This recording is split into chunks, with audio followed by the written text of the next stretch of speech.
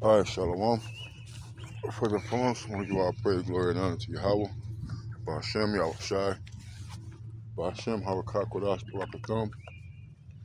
Give honor to the apostles and the elders of Great Millstone, and to all across the globe, pushing the word and truth and sincerity. I want to say Shalom. It's a little walk and talk, man. You know, to water Abba for this weather. Let me get back into my summer routine, doing these walk and talks on just thinking, you know, do a lot of thinking. We all should be meditating upon the precepts from the Lord and scriptures and our lives. And one thing that's been in my spirit, last probably year or so, since I've been telling the young brothers, and brothers in general, that Jacob, the Lord is blessing brothers. The Lord um, is giving us trials and tribulations, but the Lord also gives us blessings and lifts us, takes the heat off of us from time to time. And I made a point to say this is that, you see the Lord blessing brothers. Brothers are able to achieve certain things, whether it be um, a job a brother needed, or a place to stay that a brother wanted, or a car, or maybe even just be spiritual things, growing in the spirit, being more ready to teach, being, just growing, you know. You look around the camps and you look around and you see brothers who've been around for a long time, and see young brothers who are coming up, and see how the Lord is dealing with them, you know.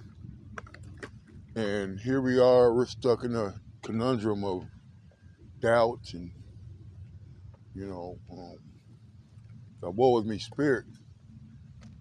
Where we got to lift our head up, straighten up and move forward, pressing toward the mark. Because just like the Lord blessed these brothers, the Lord can bless you too. The Lord will bless you too, but there's things that we have to do. We got to take a step toward the Lord. Matter of fact, I don't know if I word it right, but if you draw nine to the Lord, that's the word, draw nine. The water arbor.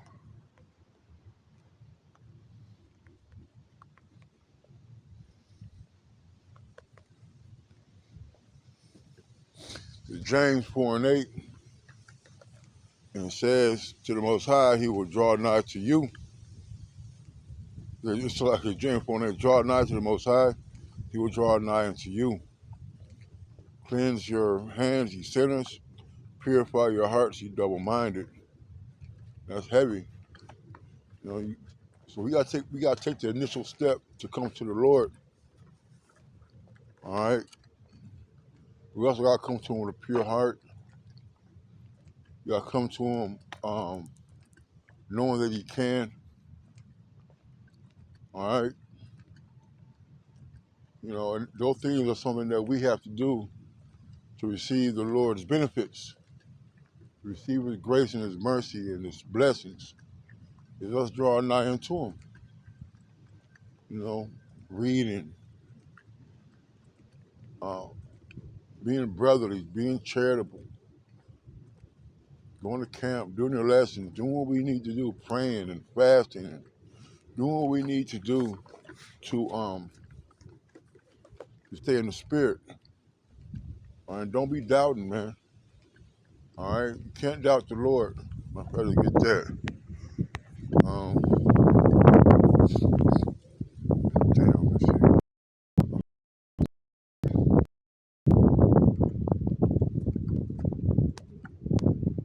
Okay, cool. So far, so good.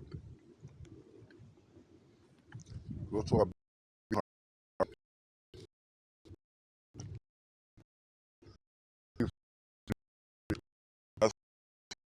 asking.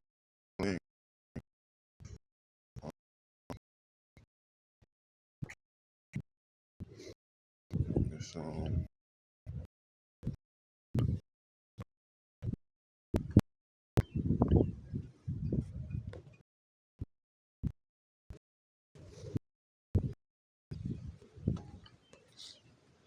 It's Ecclesiastes 2 and 13.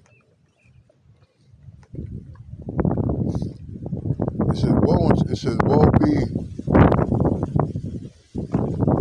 I'm sorry, 11. It says, for the Lord is full of compassion and mercy, long suffering, and very pitiful, and forgiveth sins, and saveth in time of affliction.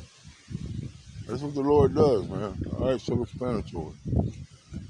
Woe be to fearful hearts and faint hands, and the sinners that go up two ways, man. All right, you can't be faint-hearted. You can't be weak-minded. All right, you can't be lacking and slacking and doing the work. All right, going back and forth from the world to the, trying to incorporate the world with the truth. You can't eat at the same plate. All right, it's one plate we eat off of. That's the plate of Yahawashi Shai. It's the point of woe unto him that is faint-hearted, for he believeth not.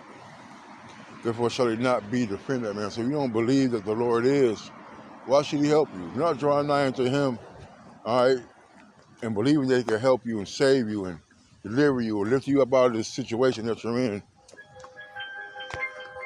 all right, then your ass is going off, all right? Why should the Lord defend you if you don't believe that he can? So woe unto you that have lost patience, and what will you do? And the Lord shall visit you. That's what you're going to do. This whole time you've been walking around with your head down, you're walking around in this funk, like you can't get out of it. We're battling ourselves, these mental demons, the physical demons, and sometimes, it can get you down.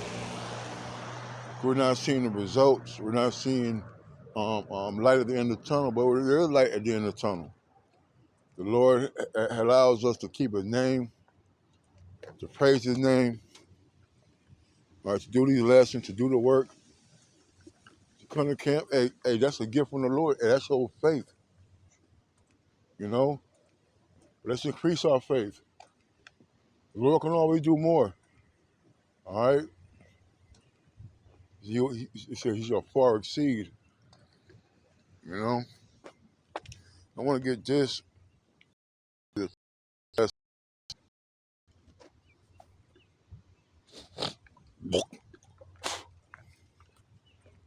Come on. Proverbs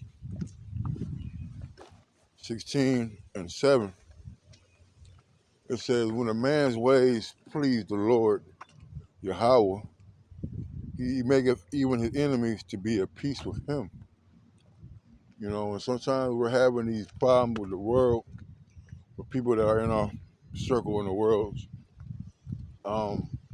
is that we're not pleasing the Lord. Whether it's showing a lack of faith, showing a lack of effort, not putting him first.